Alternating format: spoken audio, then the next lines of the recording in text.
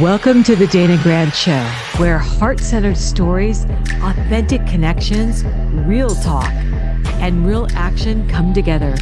I'm your host, Dana Grant, and I believe in the boundless potential within each of us. Join me as we dive into transformative conversations that not only inspire growth, but compassion with a deeper understanding of ourselves and the world around us. Let's embark on this journey together, unlocking all the power within and creating a life of purpose and fulfillment.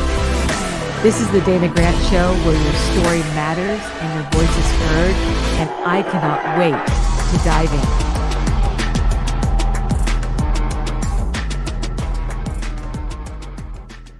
Welcome back to the Dana Grant Show, where we are focused on heart connections to build your life, your business, more joy, more connection. And today it is my ultimate honor to welcome a master certified life coach, Susan Hyatt, best-selling author of the book, Bear. We're going to talk about body shaming. We're going to talk about life. We're going to give you tools. I am so excited to welcome Susan to the show today. She's a TEDx speaker. She's led thousands and thousands of women. She's known for her international retreats, and she's a huge inspiration of mine and mentor. So welcome, Susan Hyatt, to the show. Welcome back to the Dana Grant Show, where we are heart connecting with the great and the masterful Susan Hyatt today. Welcome, Susan. I'm so excited to have you here. I'm so excited to be here. And can we just have a moment for your sexy podcast voice? I mean, Dana, Oh, yeah? Is it you're sexy? like made for this. Wow. Ooh, I like that. Well, I'll have to say the podcast launched this year. I think this is, I want to say it's my 8th episode, which is an 8-year. I'm Oh, born on the 8th. You oh. are one of the first people that we just talked about this that came on my radar. So I believe everything is guided, that nothing is by coincidence or Mm, accident. So yeah, mm, this was all meant to be when I met you over a decade ago. Yeah, it's wow. been over a decade. Yeah. Is it first time that we met in Savannah? Yes, in person. Yeah, I went to the 3-day. That's when Rachel Rogers took a picture with me and said, "This will be the next one, and look at her." And I'm like, "No, no, girl. I said it was you, and look at you go on I fire." mean, And Lynn I Eloff was there. know. Yeah, all that great. I mean, look at all those women on fire. All of them on fire, All including of you. them, I mean, I am the luckiest person in the world because I get to watch miracles happen every day. every day, every day. So let's go back, Susan. Let's go back when you first discovered this passion, this grounding, because I already did your intro. I told people, you're a best-selling author of the Bear Mhm. book. I did my first book club on the Bear. Oh, Loved it. yay. Well, body shaming is, for me, I identified with the body shaming and the healthy eating and the yo-yoing for years and the Mm. clothes shaming. And it really hit home for me. So yeah, take us back to the beginning when you knew that this had to be incorporated into women's lives. The bear work? Well, bear work and first your self-care that happened first. And then I think the bear probably, well, you tell Oh, me. right. Yeah, you let it unfold. I don't Well, know I how it mean, unfolded. like, You back tell to me. the beginning, Back to the beginning. Yeah, would sipping my tea. be I was a burnt out workaholic real estate agent who had these Mhm. 2 little kids. I was coping with the stress of being in a career where I made a lot of money, but it wasn't fulfilling, and I'm sure a lot of listeners can relate to that. It was the old cliched golden handcuffs, and I couldn't imagine what else I would do, and then I felt guilty because, oh, I have this great husband and these beautiful children, and everything looks great on the outside, but on the inside I was really floundering and dissatisfied and overeating. I was like picking Mhm. my kids up from school and then binging on brie and wine and like calling that a life. And I started to wonder how life might be different, that there had to be something else meant for me, that it couldn't be the case that the Mhm. universe just wanted me to be in a soul sucking Mhm. career and go through the motions. And so I set out on a path to figure that out. And Mhm. the book I always credit for that first step of transformation was Martha Beck's Finding Your Own North Star. Love That that book. Oh my God, that book Love that book. Yeah. changed my whole life because I started doing the exercises in the book and my life started changing. And then, fast forward to becoming a coach, deciding that, wow, this is a career. Life coaching is a thing. This was 2006 when I made the decision to go to training. I trained in '07. And I started really taking a look at how I took care of myself, how I was fueling my body, what conditions did I need to thrive. And little by little, I started to recognize all the ways that I was um, numbing out using food and shopping and gossiping and just sabotaging myself in so many different ways. Yeah. And ultimately working with so many women on food and body issues, Right. um, I developed the bear process, which is not about counting calories, but about counting moments, really. Yeah. I have followed you for a long time on social media. You really live out loud. You Mm, let people in, you like pull the curtain back. I love the steaks on the grill and the corn and the carbs and the exercise and the paddle boards and the boat. It really puts things in perspective. You don't even have to mm, you don't even tell people what to do. You kind of show them. You live it out loud. I love mhm. that aspect of you. It Thank really has you. left an impact on my life because I think a lot of women hide. They hide behind the clothes, they hide behind the food. They don't want to be vulnerable or transparent. And you just kind of do that with ease. Was it always that way? So easy? No, it wasn't always easy. I can remember, I think of those things like food and clothes and all these things almost as armor.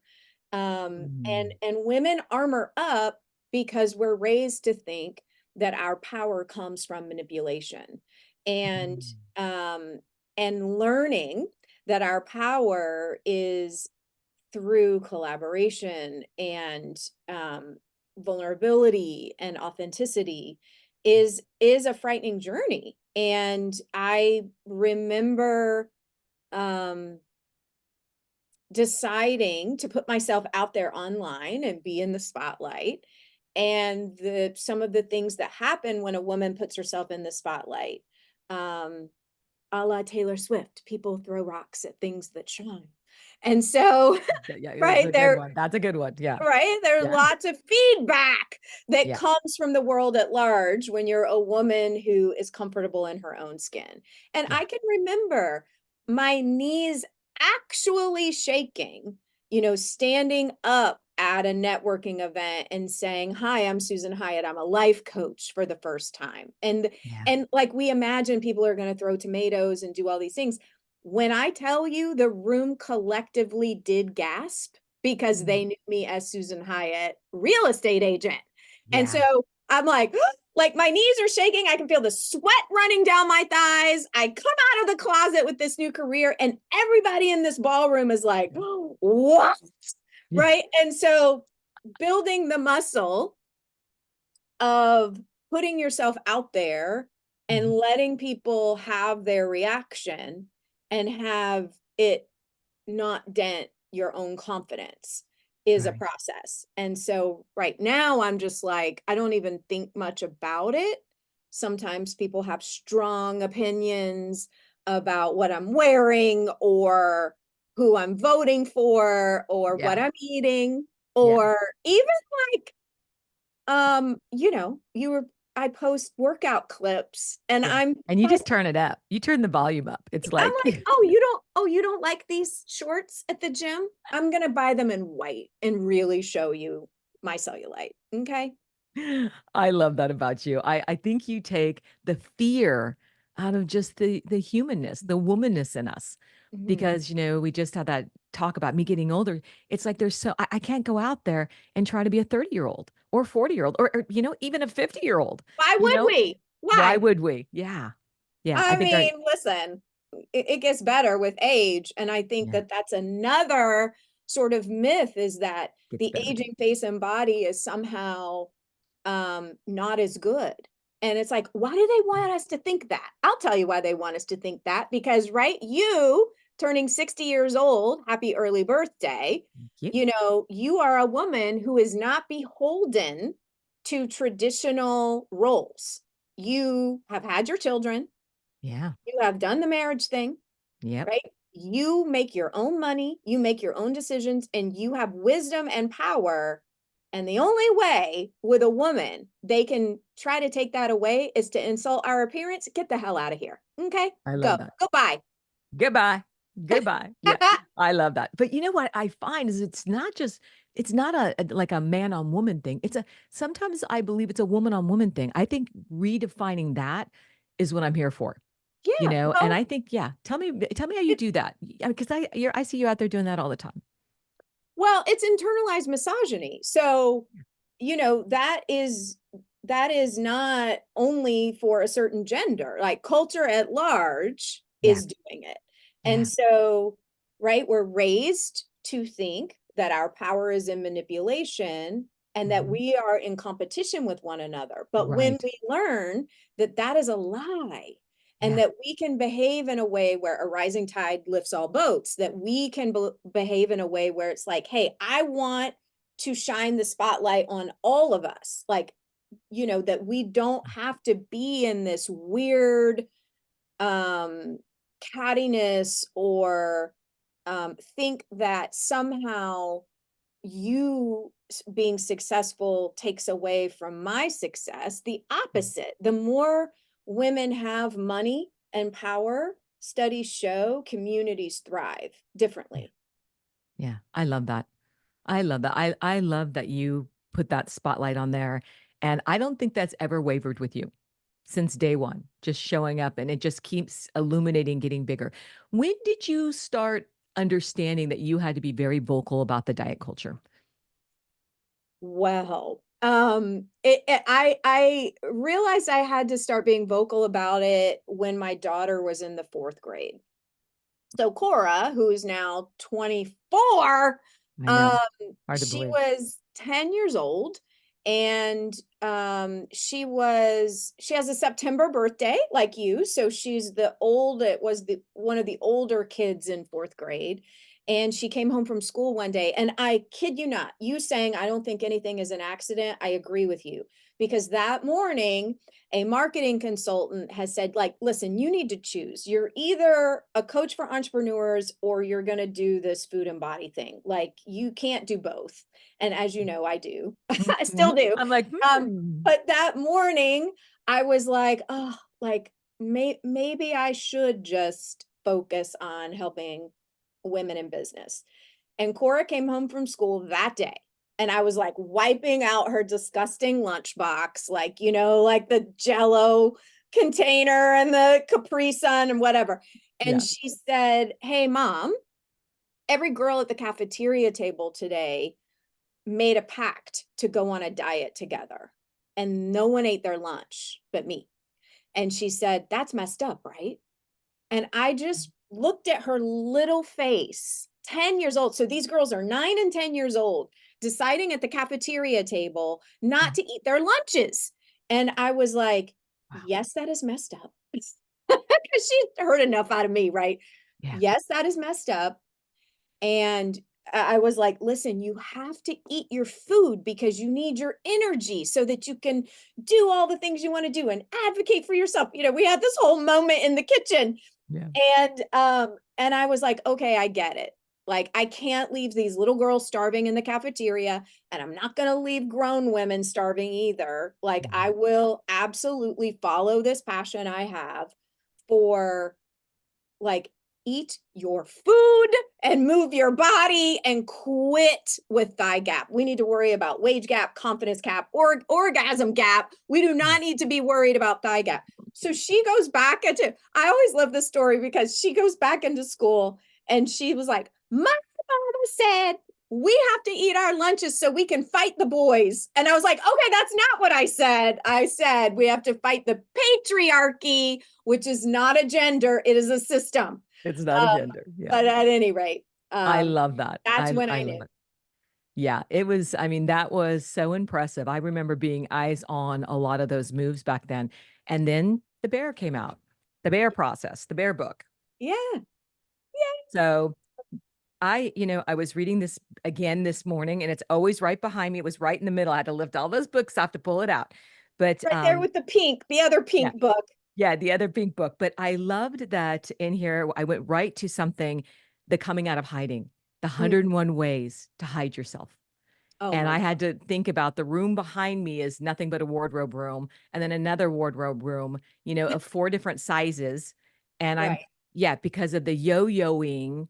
Yeah. And I'm thinking it took me all these years to release this stuff and know that I'm here for the long haul, that health is what I desire, not skinny, not, it really was seeking health. And really the 101 ways you hide yourself, I did exactly what I went and looked at the clothes. I assessed when I bought things and why I bought them. It was all about, I probably had 1,000 ways you could hide yourself and camouflage. Oh, yeah. Yeah. Yeah, and I guarantee it's like long cardigans, Yeah. I mean, that whole Kimonos, wardrobe. kimonos. Yeah, kimonos, like, which I do still have some kimonos that are Yeah. cute. But listen, it was the motivation behind buying a lot of that stuff is Yes. Yeah. hiding, being ashamed of the shape of your body, the size of your body, um, and learning that you can shed those beliefs and shed the behaviors and learn how to really celebrate this amazing God pod we have. Yeah. Yeah, I loved that you called it a God pod. I latched onto that immediately because it just changed my relationship to my body. And Mhm. I watch the women on your retreats and I watch, and everything you do evolves a piece of me as well. Because on this journey, I really recognize that body shaming is something I did from early on, Yeah. and everything was about this perfect body, or this, it was always striving for it, even at a young age. Oh, if I could just go back and celebrate her, but I celebrate her now, wanting to break my hips because they didn't photograph well. And I couldn't have been any skinnier. I recognize now I had years of an eating disorder. I never should have been that weight, but it was never good enough. And Yeah. I think there's a million women out there that are still doing this. And I just want it to stop. If I've got to go out there and show my hips and the, skin under my arm, whatever it takes to say, listen, I could have died through what I went through, but I didn't. And a little skin or a little thigh, it's not going to stop me. There's so many things I want to do. That is not one of them anymore. No energy there. I'm But so happy for you. And I agree, like it's the disordered eating that yeah, I didn't know was disordered eating. yeah, yeah. And That's just it. Don't know it. Don't yeah, know it. We're just trying to get along and trying to figure it out. And it was just part of the process.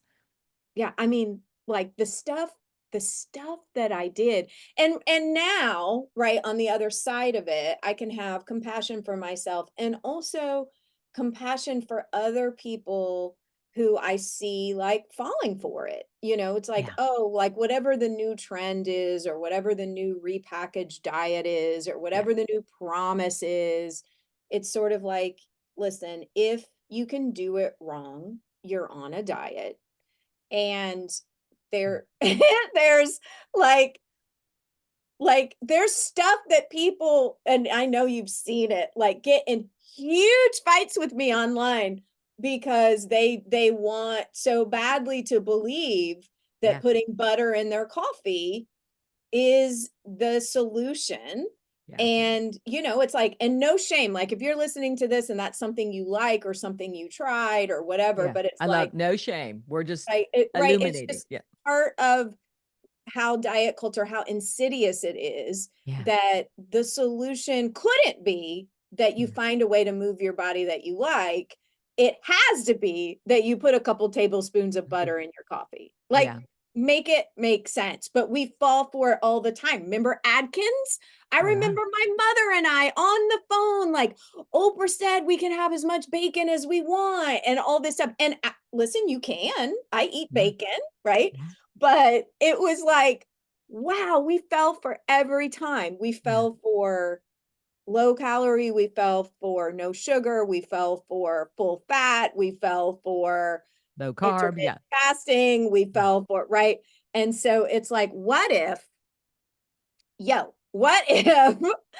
we ate actual food and moved our bodies and quit obsessing about, like you said, that my hips don't photograph like a supermodel's? Yeah. Exactly. And where did that seed get planted anyway?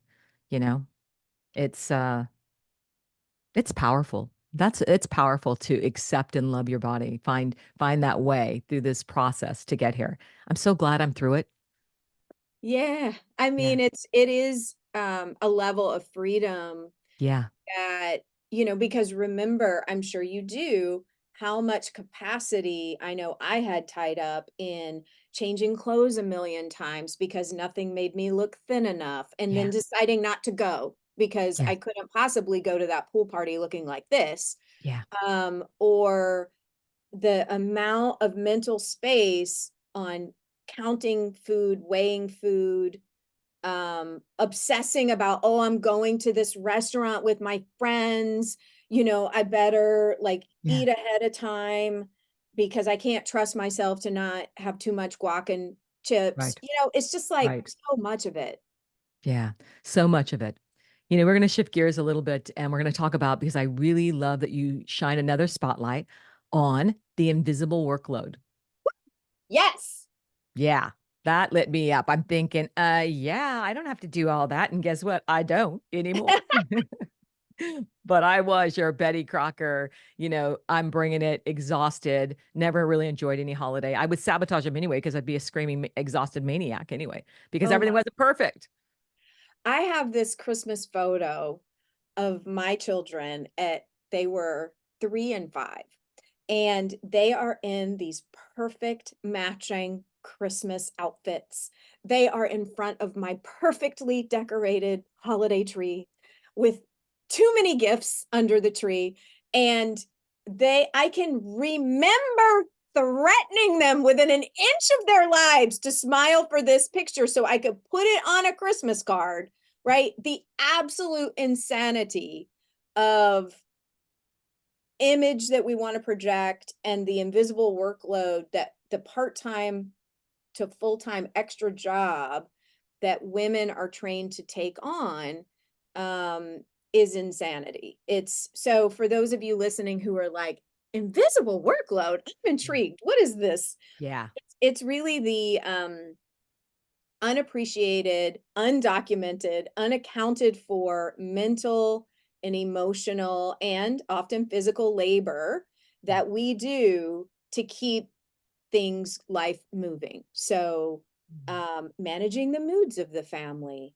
Um, like you typically are the one who knows when the pets need to be vaccinated or where the sippy cup is that the toddler prefers, or like all of that sort of Mhm. unspoken stuff that gets put in a backpack, invisible backpack that you carry around.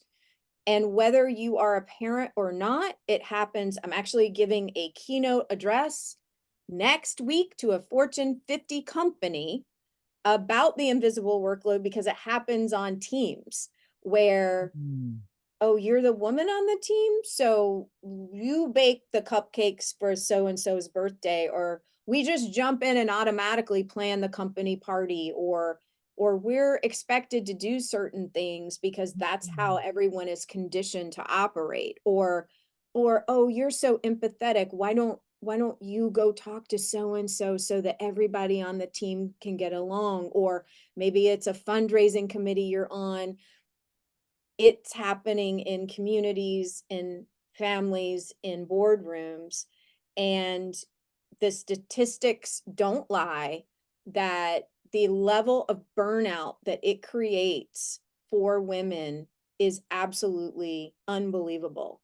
Um, Yeah. and so the invisible workload is really about advocating for yourself about, hey, like, why am I the one who's doing all of these extra things Mhm. and having, I think it's on average 5 hours less a week than our male counterparts of leisure time as a result of it. Yeah. So why am I doing all of this? And how can I find the words to advocate for myself and come up with solutions so that I can take my time and energy back? For me personally, when my kids were really little, I didn't have words for it. I Yeah. just would say to my husband when we would argue about Yeah. how much I was doing, Yeah. that I would say, I wish that there was a camera crew that could follow the both of us around for a solid week and Mm. tally up who's doing what. And I would just get so furious that like I knew I was doing this invisible workload, but I didn't have the words. And baby, once I found the words and knew it was a thing, It was a thing. everything changed. And so Yes. now, for example, if he says something like he'll stop himself mid-sentence, even like holding a smartphone in his hand and saying like, what's the weather report for the weekend? Right? I am not your Google. Yeah. Okay, how Google it. about you look, right? But Google like it. his women were like, Yeah. oh, let me look it up for you. All that kind of stuff. No, done, gone. But Yeah. he'll now like, oh, I'll email Megan or I'll email so and so and find out because I am no longer the keeper of all the things. I love that. I am no longer the keeper of all the things. Why is it so important that women get this message? And the women that are listening that you know you're going to get this pushback. I love what I do. It is my acts of service. It's my heart energy. It's how much I show everyone I love them and care. What do you say to those? Because you know they're listening and they're listening and they can't quite wrap their head around it yet. So there's a difference between you choosing to be a caretaker and you choosing to do certain things as acts of service that you want to do. I'm talking about the things that by default you're expected to do that's unaccounted for that you really didn't set out to be in charge of, but you're Mm. doing it and it's robbing you of time that you could be spending on Mm. things that matter to you. So I'm not talking about like, right, there are plenty of people listening, I'm sure, who are like, I like to be the one Yeah. to take the pets to the vet and like know where the sippy cup is. Okay, great. But I guarantee there are things you would rather not be doing that somehow is on your list by default. And it can come off so that you reclaim some time and energy for you because you deserve to go after your goals. You deserve to Yeah. just, even if you want the time to sit on your porch and listen to the birds, okay, Yeah. you deserve that. Yeah. So how could women that are listening to this saying, you know, I feel resentful, I feel it, I understand it. How can they redistribute that energy in the work, even in the workplace and at home? How can they start to redistribute that? What would be their first step, what they can do to make the move? So the first step would be to really be like a journalist of your life and start writing down and tracking things that you think might be in your invisible workload back. So we first have to like assess what's happening and then um open a conversation, not from a place like I did when I didn't have words for it. And I was like, yeah, what are you laying on the couch and I'm doing XYZ? Well, I think that's echoing across the universe right now because I think there's a lot of women out there saying that in I that mean, I tonality. know there is. I can Yeah. remember, Yeah. and listen, I have a great husband. This is about social conditioning. So Yeah. what we're not saying is like all of these partners and spouses are terrible. What I'm saying is they've been raised with entitlement and privilege that everybody has to become awake to. So there may be some pushback. So having a conversation, not when you're in a fit of rage over the laundry or something, but when it's more like, hey, right, like fair is fair. If everybody has a certain amount of time, and if you are, for example, on a Saturday going to go play golf, what do I get? Equal play. I get equal time. I I get get equal. equal play.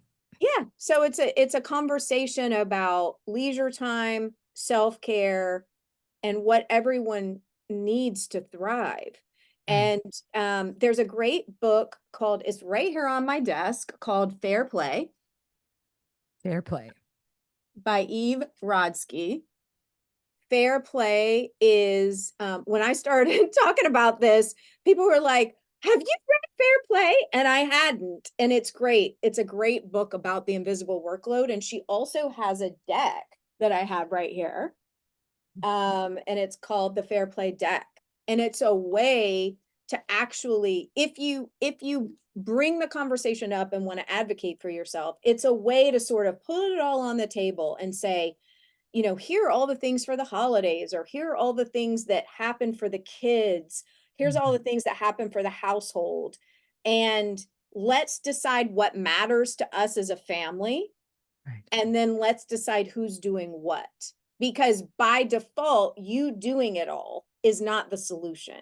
Right. And then it's sort of like fair play. Like, oh, maybe no one has thought about the fact that you get stuck on Christmas Eve wrapping everything, Right. or whatever it might be. I'm just like pulling that out of Yeah. the air, but having the conversation. And listen, if How did you, that conversation go in your life? How did that go when you redistributed and said, oh, fair play? so the initial conversations were fights. The initial conversations, right? Because the person who's enjoying the most privilege is going to see even equality as Mm. oppression. They're going to be like, wait a minute, right? So I don't care how great your spouse or partner is, it may not go great the first couple of times you talk about it. But here's what I'm saying, like, no one is going to advocate for you better than you. And you've got to get good at it, and you've got to continue to press for these conversations. And if you need to bring in a marriage counselor or a mediator or something, you deserve that. So now, right, all this time later, it still happens, but he Yeah. catches himself now mid Yeah. request or mid Mhm. expectation. And now to hear him talk about it, he'll say fair is fair, right? He has it has changed Fair is dramatically. fair. I like that. Yeah, the invisible workload now I hire for. So it's I put a price tag on it. So and I think that women don't delegate that because they take ownership of it. Oh no, that's my job. Oh no, no, that's my job. Oh, I can't possibly hire a house cleaner or have someone come in and cook. Well, why not? Yeah, Why why not? not? Well, Yeah. that was my solution, Dana, was to hire out the invisible workload, to hire out all the things I didn't want to do. Yeah. Um, and still part of the invisible workload to manage all those folks. Yeah. So and so now, right, Yeah.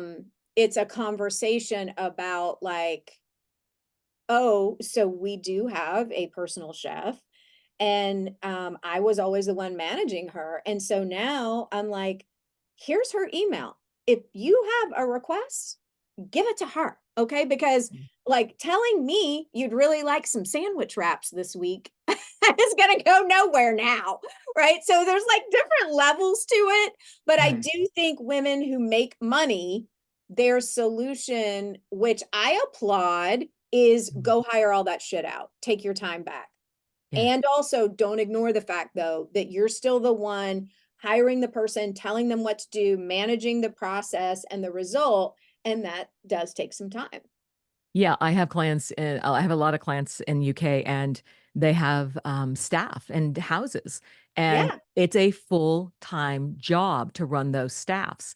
And I've watched that process over the years and I'm thinking that's why they don't write the book. That's because it is their workload. So when you brought that to the forefront, I incorporated it even into my own clients as, oh, invisible workload. Yes, I had not shifted yet, even with them managing. And I said, well, you're paying them so much money to all this staff. It's a full-time job. It wasn't the invisible workload. And how can you redistribute that? Why is it you? But I think there's a division when someone stays at home and someone brings in the money. I Uh-huh. make the money, you do all that. Uh-huh. And it's so off balance. It's very off balance. And it's also, I am in an interesting, unique position in that I've done all of that. Like, I was a stay-at-home mom. Yep. I was a work from home part-time mom. I was a work outside of the home full-time mom. I was an entrepreneur. And so with the mommy wars and all of these little nuances, I'm in an Mm. interesting, unique position that I've done all that. And here's what I have to say. When I was a stay-at-home mom, um, I did price out that role. Like, and there are plenty of articles out there that will tell you and assign the value to all the things that a stay-at-home mom does, stay-at-home parent does. Yeah. And that also doesn't mean, right? Like, if that is your position, you are the primary caregiver. That Mhm. doesn't mean that you don't get a say, because if you weren't doing all those things, the primary breadwinner would not be earning that money. Let's be clear, all these male CEOs and inventors, all these men who've done all these great things, guess what? Their secret was a wife. Mm. Okay? Their secret Was was a a wife. wife. I'm not saying they weren't brilliant people, Yeah. right? But you're going into that cabin in the woods to write that brilliant piece of literature because your mama was making you sandwiches, or you had a wife doing your laundry, right? And so you have a say as much as the person making the money. And I tell you right fucking now, if you are listening to this and you are a stay-at-home mom, you get to say where that money goes. You get to say you get deserve leisure time. Do You not get to let these say, you people get to tell you. say. Yeah, Yeah. I mean, you're helping earn that money. Yeah. I love that. I love that. It's fair play. It hasn't been spoken about enough. And I think women just step up and it's so expected. And you're a disruptor. That's funny. That word has been on my mind lately. Yes, I do. I am often thinking about, like, what Cultural are people disruption. saying and disrupting today? Yeah, disrupting. It's so funny. I wrote that this morning and I thought, what would be my word for Susan that comes in? It was in my meditation. I thought disruptor, but in a good way. It's like and then the Yeah. spotlight came in. I thought you put the spotlight on things that we generalize and that we accept and we don't question. You come out and question it. And I'm always like intrigued by that. Like, oh, yeah, that's right. That's right. Well, And then thank my you. fists are going and method this and method that and Because yeah, here's the thing is that the things I want to disrupt is for everybody, right? So when yeah, I'm talking about, like, I have a husband I love and a son I love, and the patriarchy, the invisible workload, all of these things harm everyone. And right. so it's disrupting the status quo and like what we're accepting, so that the community and the world at large can experience better. Because when women are freer, when women have their capacity back, like away from dieting and away from this invisible workload, right, we can create miracles and heal communities. And Yeah, so what we have is 51% of the population distracted by yeah. diets and this invisible workload. And if we can help women not do that, everybody benefits. Love that. I love how you show up and do that because you just kind of wrapped it up. Everyone benefits, communities grow, heal, Mhm. expand. It's so heart-centered. I look at heart-centered action. That's a heart-centered action because it's connecting. It's not disrupt. I mean, it's disrupting what we know to be true that isn't Mhm. really true. We've just Yeah. adapted. We just adapted to it. So that disruption is about coming back together and working as a collective. And I Mhm. love that. I'm all for that. I'm all for the Yeah. heart-centered action. Hey, what's next? Yeah. What's going on with you now? Tell me what you're doing. What's next? What's coming up? How people can find you. I want to know the whole gig. Well, an easy way to find me is website, susanhyatt.co. I'm also on social media as Susan Hyatt. Yeah, you're And gonna want to follow her there. She shows all. It's so great. Yeah. I am working on a book proposal right now, Oh, for my exciting. next book. And it's really going to be about living your yes life, Mm, and having the nerve to take bold action in midlife. So I'm mm. 51. I'm looking at the second half of life right now. And um, I'm going to be taking a lot of bold plot twists and Ooh, really kicking it into high gear during if this not next week now, of May. when? Yeah, if I not mean, now, right? when? Like, Yeah, listen, these kids are grown and I'm out here to shake it up. So, yeah. I love that. So they can find you there. I know you've got your yes community, mhm. social media, that any events coming up that people, I mean, I know you got your retreats going on. Tell me more.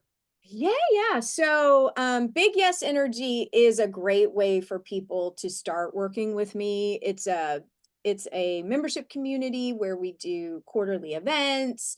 Um, and I give pep talks every Monday inside that group. And then there's a bigger Mhm, class, like a once a month Zoom class. And mhm. then, yes, I do international retreats. The only retreat I have slated for 2025 right now is to walk the Camino. Oh, Um, again, that's your and second time. again, but we're gonna walk starting in Portugal this time, so Portugal to Spain. How many It's miles is that? it's like 8 to 10 miles a day. It's like 100 and something miles. We did the French way last time, which was Yeah. all in Spain, and it was, I don't know, 130 miles.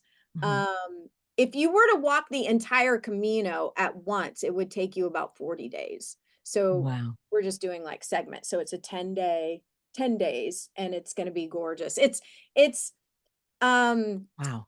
the That luxury way to intrigues do me. it. That intrigues me. Oh, it is I'm a it is walker. really like magic coming up through your feet. It's an Mm, amazing. We met so many interesting people mhm. the last time I did it, like why they were walking and what they were honoring or grieving or deciding, and it was really inspirational. I love that. Um, and I have a business mastermind called Beyond, and those are really the ways right now. I have To find you. some plans up my sleeve with this book deal, so I'll just leave Ooh, it a little mysterious for now. But I like hearing that.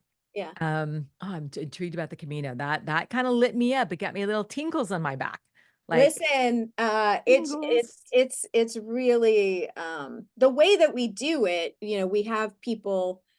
It's a traveling retreat. So we have people that Yeah. move our stuff, from little town to little town, and the food is exceptional. It's just really great. Yeah. I love that. And every time I travel, I'm hosting a retreat and I never go on a retreat just to Right. be present. I'm always so Right. exhausted. And the 5 days that I give myself just to recover from the 2 weeks of two retreats, I'm so exhausted. I don't remember it. It's just recovering enough to come back home and get my feet It, on the ground. it's a lot. I mean, I Yeah. it's to facilitate retreats, as you Yeah. know, is It's a lot. it's a lot. Yeah. So it Yeah. is You an slay it. honor. You do. Yeah, you do it well. You do it Thank well. thank you. Okay. I like that. Okay. My last question for you. I ask everyone, Susan, what feels like love in your life right now? The first thing that came to mind was boating. I am so obsessed. I am such a water person and I Yeah. love my boat so much, and like boating, it just feels like being enveloped in love to be on the water. But what feels Yeah. like love right now, is my husband's birthday today. Happy Um, birthday, Scott. I Libra, know. Libra energy.